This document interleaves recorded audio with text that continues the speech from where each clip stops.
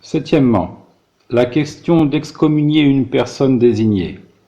Takfir al-mu'ayyan. Parmi les gens, certains disent qu'on n'excommunie jamais une personne désignée. Cela cherche argument dans les propos d'Ibn Taymiyyah qu'ils ont mal compris. Ici, nous citons les propos de l'ancien moufti d'Arabie Saoudite. Je pense, dit-il, qu'il n'excommunie que celui dont la mécréance est citée textuellement par le Coran à l'exemple de Pharaon. Mais les textes n'ont pas spécifié tout le monde.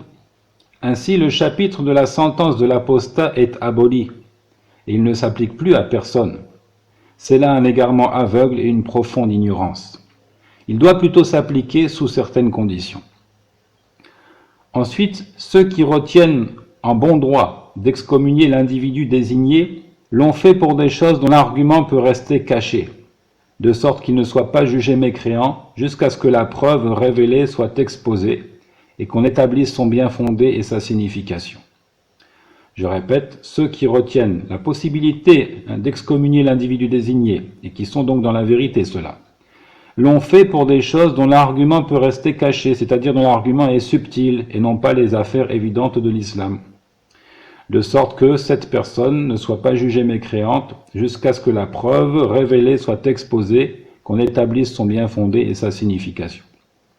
Si la preuve lui est suffisamment clarifiée et que la personne s'obstine à la refuser, elle mécroit, qu'elle comprenne ou au contraire qu'elle dise « je ne comprends pas » ou qu'elle comprenne et qu'elle renie. La mécréance des infidèles n'est pas toujours due à l'obstination, al-inad. Quant à son opposition à ce qui est connu à l'évidence comme étant apporté par le messager, alors elle suffit à le rendre mécréant, sans nécessité de l'informer et de l'instruire, que ce soit en lien avec les fondements ou avec les extensions de la religion, tant que la personne n'est pas nouvellement convertie à l'islam. Donc ici, il fait le partage entre ceux des questions de la religion dont l'argument est subtil et peut rester caché à certains. Dans ce cas-là, il y a nécessité d'édifier le concerné avant de juger de sa mécréance. Mais quant à l'opposition à ce qui est connu à l'évidence comme étant apporté par le messager sallallahu alayhi wa sallam, cette opposition suffit à le rendre mécréant sans nécessité de l'informer et de l'instruire, que ce soit en lien avec les fondements, c'est-à-dire les questions doctrinales, ou avec les extensions de la religion. Ici, je pense qu'il fait allusion aux questions pratiques. Tant qu'elle n'est pas nouvellement convertie à l'islam. Parce que ça, c'est évidemment une excuse valable que d'être nouvellement converti, ou encore, comme disent les ulama, d'avoir évolué dans une campagne éloignée, loin de la connaissance. La troisième catégorie concerne les éléments obscurs. L'individu ne mécroit pas pour cela, même après l'établissement des preuves, que ça relève des extensions ou des fondements de la religion. Et parmi les exemples de cela, celui de l'homme qui a recommandé à sa famille de l'incinérer après sa mort. Donc allusion ici à un récit authentique, un des hommes des Banu Israël qui avait recommandé à ses enfants de calciner son corps après sa mort et de disperser les cendres au vent et dans la mer, de peur qu'Allah ne le fasse entrer en enfer pour son péché. Donc il dit, ça c'est un exemple de question obscure et subtile pour laquelle la personne ne mécroit pas, même après l'établissement des preuves, dit-il.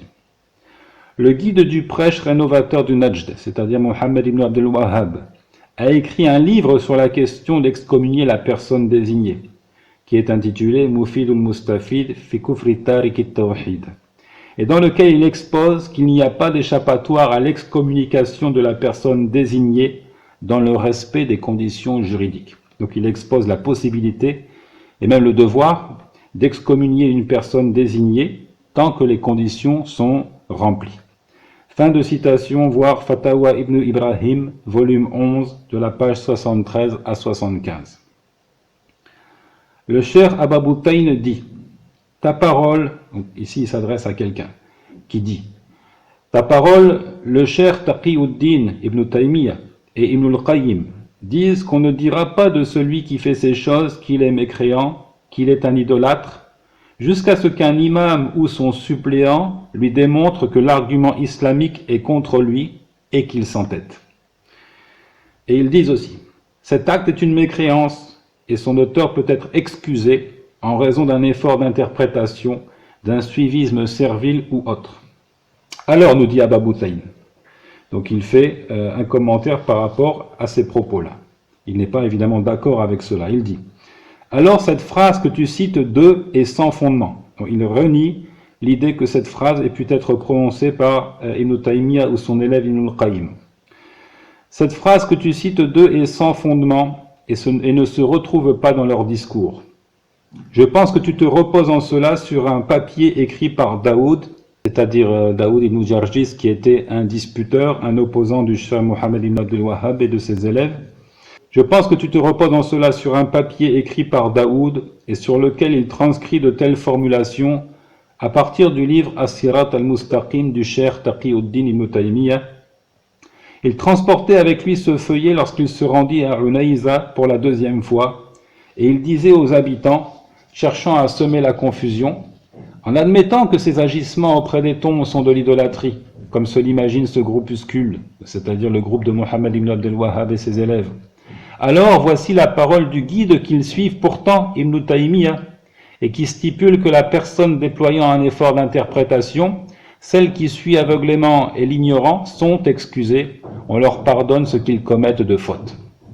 Donc Daoud, il s'employait à dénigrer la prédication du Cheikh Mohammed ibn Abdel Wahhab sur la base de certains propos, extraits de ci, de là, du discours d'Ibn Taymiyyah, mais Abba Boutaïn nous dit que ce n'est pas juste, ce n'est pas fondé.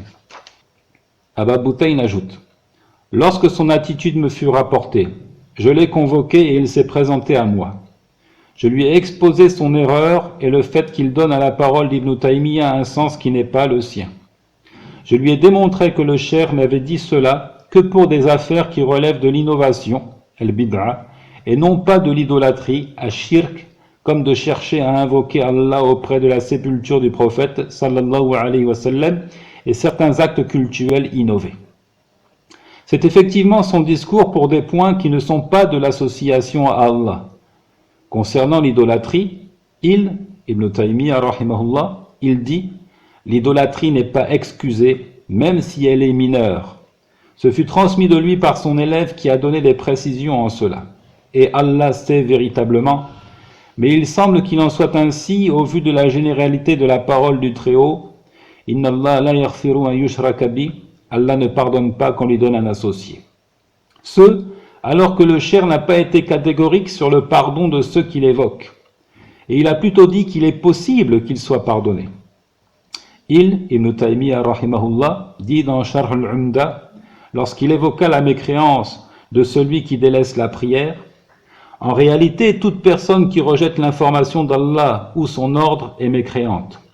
Qu'il s'agisse d'un point subtil ou évident, cependant, on peut pardonner pour ce dont les voies à la connaissance sont dissimulées et qui consiste en une affaire légère qui relève des extensions de la religion. Contrairement donc à ce qui est flagrant et qui s'inscrit dans l'armature même de la religion en termes d'information et de commandement. Des propos très forts ici de Ibn Taymiyyah dans Sharh al-Umda. Je reprends. En réalité, toute personne qui rejette l'information d'Allah ou son ordre est mécréante, qu'il s'agisse d'un point subtil ou évident. Cependant, on peut pardonner pour ce dont les voies à la connaissance sont dissimulées et qui consiste en une affaire légère et qui relève des extensions de la religion, contrairement à ce qui est flagrant et qui s'inscrit dans les fondements, l'armature même de la religion, que ce soit en termes d'information ou de commandement. Abba Boutaïn dit, il veut signifier qu'on ne dira alors pas qu'il peut être pardonné. Ibn Taymiyyah rahimahullah, dit aussi en blâmant les adeptes de la dialectique, Ahlul Kalam, Ar-Razi est de tous les gens le plus enclin à l'incertitude. Il a un désir insatiable de lancer le doute, et douter de la nullité est encore meilleur que de s'en tenir fermement à son credo. Toutefois, très peu de gens demeurent constamment sur une fausseté absolue. Elle est forcément empreinte d'un aspect de la vérité. L'apostasie est fréquente chez eux, comme l'hypocrisie. Si ça concerne les avis subtils et qui restent cachés aux profanes, on pourrait éventuellement dire que l'argument par lequel il mécroit n'a pas encore été dressé contre lui. Toutefois, certains groupuscules sombrent dans la mécréance pour des affaires connues de la masse comme des spécialistes en théologie. Pire encore, les juifs et les chrétiens savent que Mohammed sallallahu alayhi wa sallam a été envoyé avec cela et que celui qui s'y oppose mécroit, à l'exemple de l'adoration d'Allah seul et sans associé, son interdiction de l'adoration d'un autre que lui, cela constitue les injonctions de l'islam les plus manifestes, et aussi comme son ordre d'établir les 5 prières quotidiennes, de prendre les polythéistes et les gens du livre en inimitié, et comme l'interdiction des perversités, des transactions usuraires, des jeux de hasard et autres.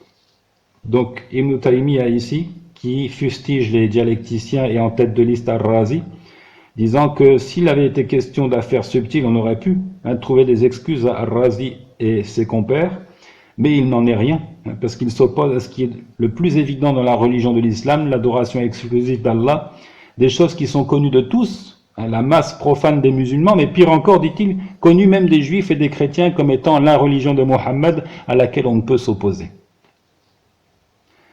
Ta parole, dit Aba Boutayn. Donc ici, il revient à ce qui a été dit en début de discours, puisqu'il s'adressait à quelqu'un, il le critiquait pour ses propos. Ta parole, le cher dit que quiconque fait ce type d'idolâtrie ne peut être désigné comme un idolâtre jusqu'à ce que l'argument islamique soit dressé contre lui. Alors, il ne l'a pas dit pour l'idolâtrie majeure, il ne l'a pas dit pour l'adoration d'un autre qu'Allah, et la même remarque peut être faite concernant la mécréance. Il a plutôt fait cette déclaration pour les affaires subtiles et cachées, comme nous l'avons précédemment vu dans son dire « Si ça concerne les avis subtils et qui restent cachés aux profanes, on pourrait éventuellement dire que l'argument par lequel il mécroit n'a pas encore été dressé contre lui. » Ainsi, il n'est pas catégorique sur l'absence de mécréance et il dit « on pourrait éventuellement dire que ».